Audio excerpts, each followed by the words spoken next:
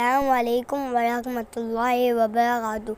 आपको बाबा Sunday kitchen में खुशामदीद है। आज हम लोग आपको आलू कीमा पकाना सिखाने हैं। इसके लिए आप पतीले में 1 कप ऑयल लें।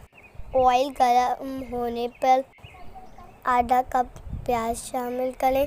प्याज पिंक होने पर इसमें कीमा शामिल कर दें। हमने फ्रीज हुआ हुआ कीमा डाल दिया है।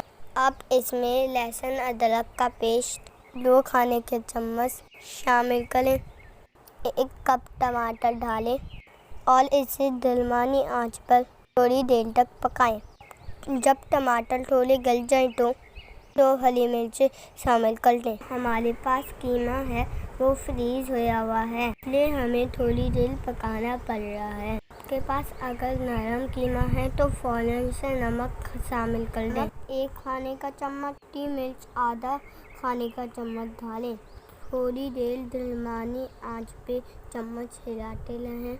इसके बाद 2 खाने के चम्मच धनिया पाउडर, आधा खाने का चम्मच हल्दी पाउडर शामिल करें। ये मसाले डालने के बाद थोड़ी देर भून लें।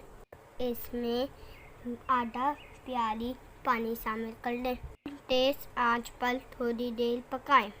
इससे टमाटर अच्छी तरीके से गल जाएंगे। अब तेज आंच पर तेल अलग होने तक पकाएं।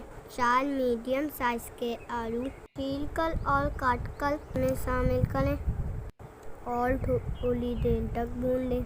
अब इसमें 2 कप पानी शामिल कर दें। उबाल आने पर इसे ढककर 20 मिनट तक की आंच पर पकाएं, यानी आलू जब तक गल जाए जब तक इसे ढककर पकाएं। इसमें 4 बड़ी हरी मिर्चें, 3 चम्मच हरा धनिया शामिल करें और गरम मसाला आधा चाय का चम्मच, जीरा पाउडर आधा चाय का चम्मच शामिल करें। आपका आलू कीमा तैयार है। अगर वीडियो पसंद आई हो तो चैनल को सब्सक्राइब करें, वीडियो को लाइक करें। जज़ाकल्लाह खैर।